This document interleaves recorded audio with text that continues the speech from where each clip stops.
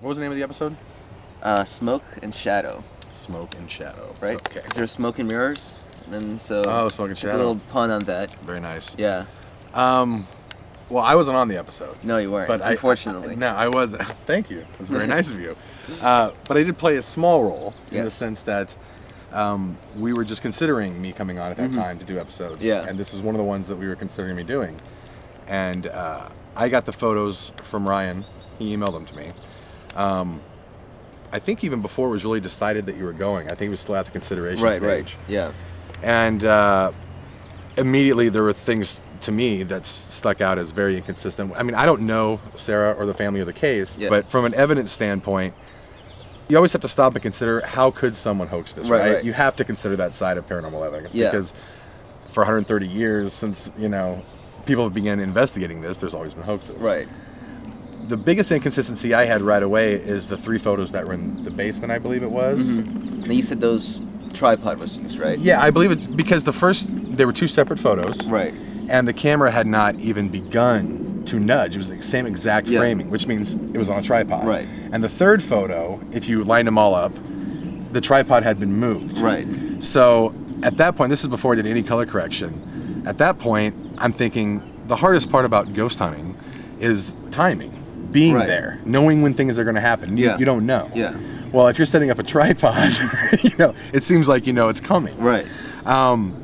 So that, you know, struck me as that's a little odd. And then the 3rd photo was the one where the black mass was physically pushing the curtains.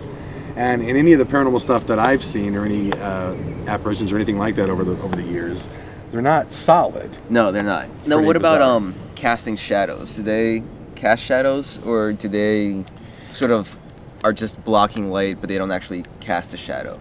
And that's another thing too, it's very rare that you actually see this stuff. I've only seen it a few times over the course of 20 years, you know what I mean? So, and when I have, it's almost like, the best way to describe it is if a shadow were to come off the wall, you can still kind of see through it, but it's there. Right. And this was dead black solid. Oh yeah. So then, you know, thinking that, okay, well, if a ghost or whatever this was came through the door, these people didn't freak out. They had a tripod. They shot it. They reset the tripod in the 5 feet that it shifted and moved, and shot it again.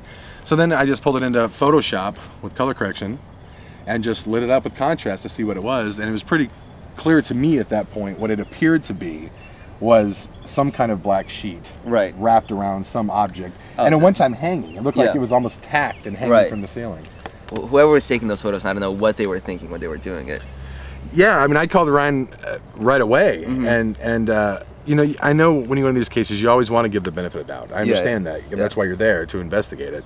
But without knowing any of the details of the case, just looking at the actual evidence, I called Ryan up and just said, I'm not buying for 1 second that these are real. And then you actually told me about the timestamp. Right. So that was really cool too. Yeah. Every file has every digital photograph file has an EXIF data file. Embedded is kind of the camera model that was used, the timestamp, exposure, everything. And what we found out was that between the first photo and the second photo, like 35 seconds passed by. Then between the second and the third, about 10 seconds passed by. So this was like a pretty slow-moving shadow, which you normally don't get. This guy was posing for the camera, you know? Well, and typically, if that's walked into somebody's house for that long, you're out the door, you're kicking rocks, dude. You're not like hanging out going, dude, get the tripod, you know what I mean? So it just seemed to me that someone had fabricated them. Yeah. You know, and there was other photos as well that had a lot of inconsistencies in it too. I believe actually kind of everyone I saw, and a lot of the photos were like taking a picture of something through a mirror. Right. Well, when you're using a camera and already a low-level light source, and you're shooting into a mirror which has reflective properties, and you're shooting into a room that's dark with a bright window, the iris is focusing on the light. Right.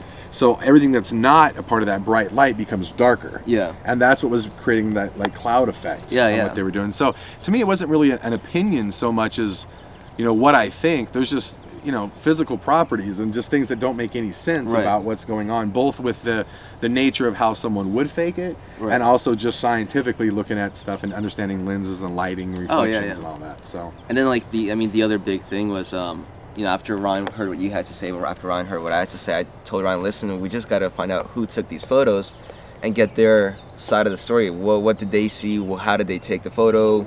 what was going on. And for the hardest time, Ryan had this biggest trouble finding out who took the photo. He asked Sarah, she said Dennis took it. He asked Dennis said, I never saw those photos in my life. I think they're fake. You know? Then he's like, I think the other group took them. So we go ask the group says, yeah, we might have taken, but we don't know. And you know, like then the psychic lady comes in and she said, yeah, I took them. And then we tell Sarah, the psychic lady said that she took the photos. And then Sarah goes, no, those are my photos. And there's just all these inconsistencies, you know? Yeah. Well, that's the biggest thing. When you're going to label anything paranormal, there has to be a certain percentage that, you know, is verifiable. Yeah. And it just seemed like there was holes in all of it. Oh, so yeah. That's the way I saw it. Just from an evidence standpoint, not even knowing them or... I mean, nobody wants to take credit for a photo. I mean, tell me a great paranormal photo in the world that someone doesn't want to take credit for. Yeah. You know, everybody's raising their hand, going, "It's mine." You know, and this one, everybody's like, "Hey," you know what I mean? So that makes total sense.